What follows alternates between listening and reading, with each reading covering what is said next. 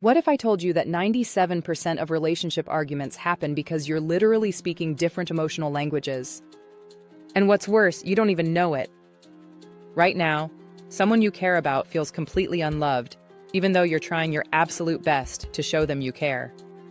The problem? You're using the wrong love language. I'm about to share something that will completely change how you see relationships forever.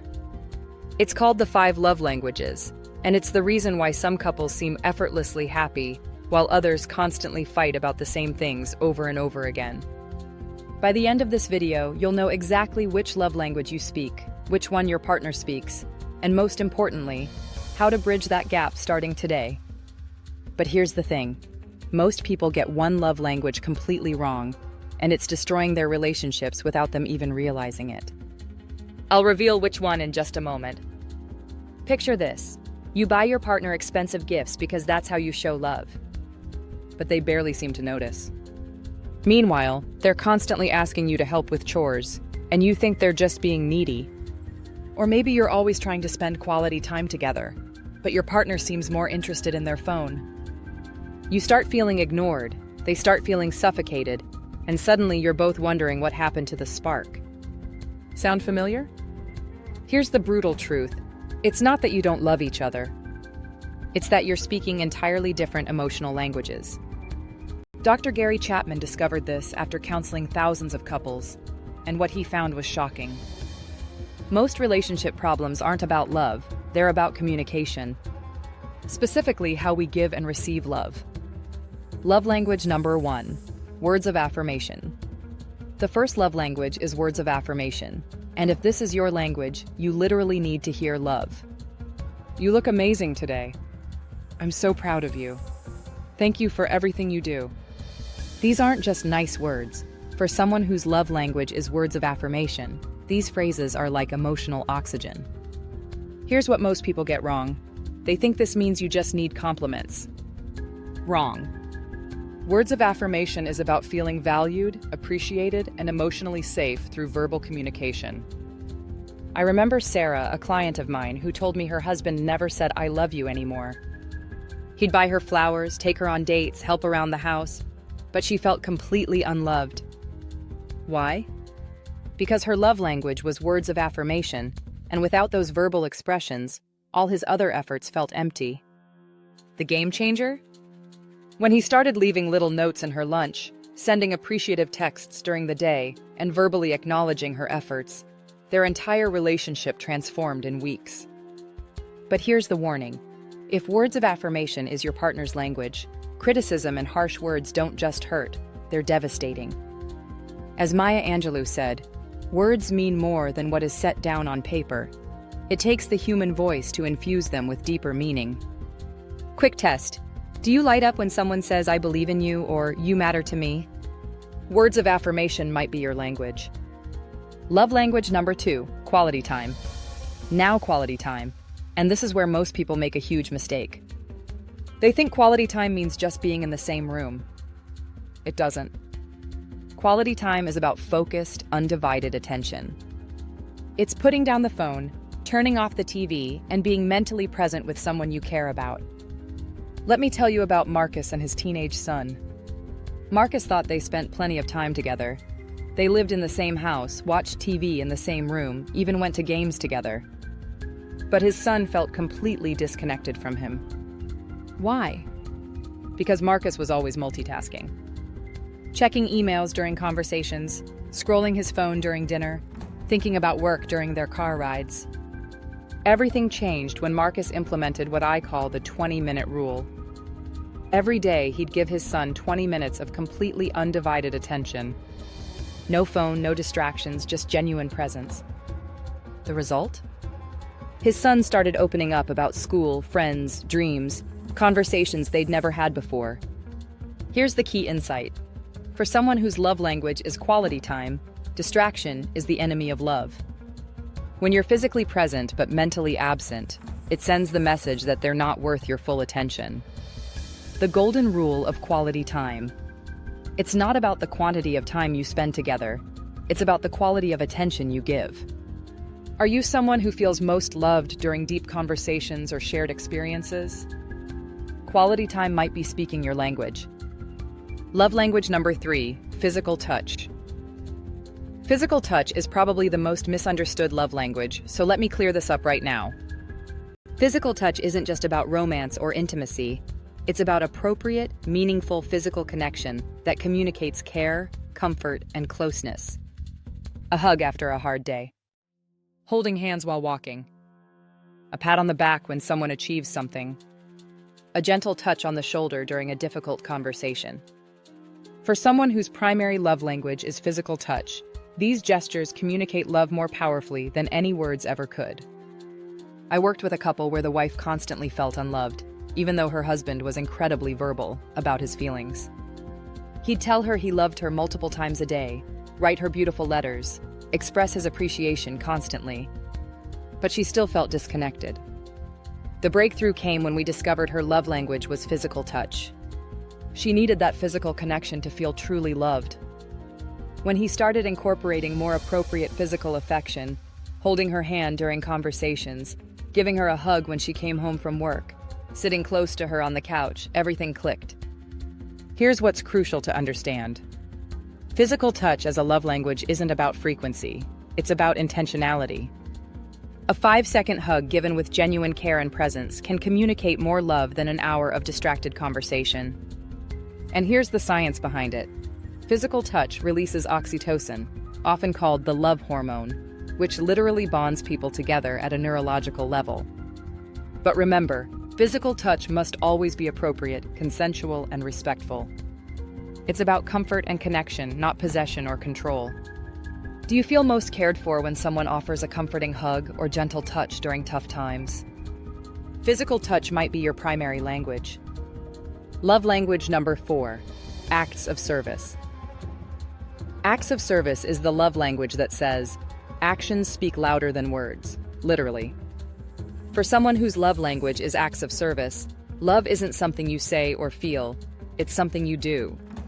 It's taking care of responsibilities, solving problems, and making someone's life easier through your actions. But here's where it gets tricky. Not all acts of service are created equal. The key is doing things that the other person actually values and appreciates. Let me share Maria's story. She felt completely overwhelmed juggling work, kids, and household responsibilities.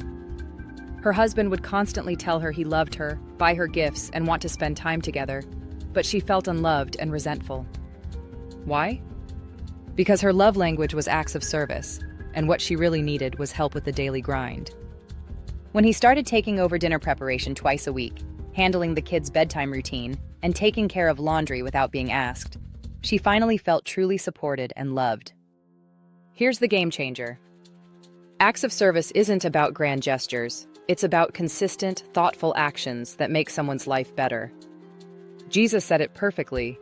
Whoever wants to become great among you must be your servant. This isn't about being a doormat. It's about love expressed through selfless action. The warning sign. If someone's love language is acts of service, laziness and broken commitments don't just disappoint them. They feel like betrayal. Quick check. Do you feel most loved when someone anticipates your needs and helps without being asked? Acts of service might be your language. Love language number 5, receiving gifts. Now receiving gifts. This is the love language that gets the most judgment, but it's completely misunderstood. Receiving gifts isn't about materialism or greed. It's about thoughtfulness, remembrance, and visual symbols of love. For someone whose love language is receiving gifts, it's not about how expensive the gift is. It's about the thought behind it. A wildflower picked on a walk can be more meaningful than a diamond necklace if it shows that you were thinking of them. I know a woman whose husband travels frequently for work. Her love language is receiving gifts, so every time he comes home, he brings her something small, not expensive, just thoughtful. A book he thought she'd like, her favorite candy from the airport, a postcard from the city he visited. These small tokens mean everything to her because they prove she was on his mind even when they were apart. Here's the deeper truth about receiving gifts. The gift is a visual reminder of love. It's something tangible that says, someone cares about me enough to think of me when I wasn't around. The most powerful gifts often cost nothing. A handwritten note, a photo from a special memory, something you made yourself.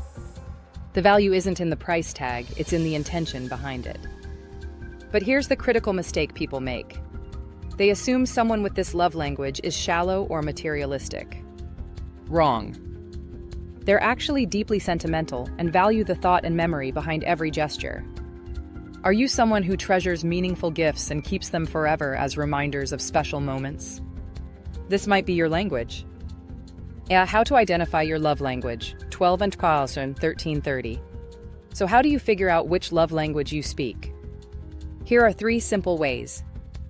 Method 1. What makes you feel most loved? Think about times when you felt deeply loved and appreciated. What was happening? Were you receiving encouraging words, quality time, physical affection, helpful acts, or thoughtful gifts? Method 2. What do you complain about most? Often our complaints reveal our love language. Do you say things like, "We never talk anymore," words of affirmation, "We never spend time together," quality time, "We're not affectionate anymore," physical touch, "You never help me," acts of service, or "You never think of me," receiving gifts? Method 3. How do you naturally show love? We tend to give love in the language we want to receive. If you naturally compliment others, your language might be words of affirmation. If you always want to spend time together, it might be quality time. Here's the life-changing revelation. Most people have one primary and one secondary love language. You need your primary language to feel truly loved, and your secondary language enhances that feeling. The relationship revolution. Here's the moment that changes everything. Most relationship problems aren't about not having enough love. They're about not speaking the right love language. Imagine you're in a foreign country, desperately trying to communicate that you're lost and need help. You keep speaking English louder and louder, but no one understands you. The problem isn't that you don't want to communicate or that they don't want to help. It's that you're speaking different languages. This is exactly what happens in relationships every single day.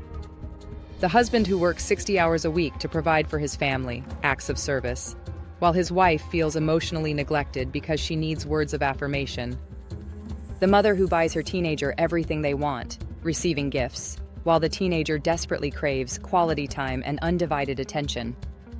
The partner who's always reaching for physical connection, while their significant other feels smothered because they need acts of service to feel supported first.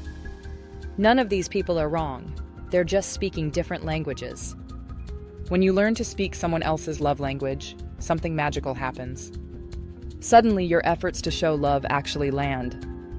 Your relationships deepen. Conflicts decrease. Connection increases. It's like finally speaking the same language after years of miscommunication. Conclusion: the 5 love languages aren't just a relationship theory. They're a relationship revolution. When you understand how you give and receive love, when you learn to speak someone else's emotional language, you don't just improve your relationships, you transform them. Remember this: love isn't just a feeling, it's a skill. And like any skill, it can be learned, practiced, and mastered. Your challenge starting today. Identify your love language. Discover the love languages of the people you care about most, and start speaking their language instead of expecting them to understand yours. Because here's the truth. When you love someone in the language they understand, you don't just make them feel good. You make them feel seen, valued, and truly loved. If this video helped you understand love languages better, hit that like button right now. It tells me you want more relationship content like this. And here's what I want to know. What's your love language? Drop it in the comments below and share one thing you're going to do differently in your relationships starting this week.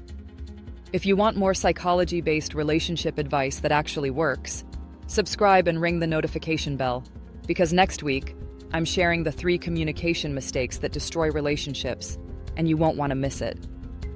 Remember, great relationships aren't about finding the perfect person. They're about learning to love imperfect people perfectly. Until next time, keep speaking the language of love.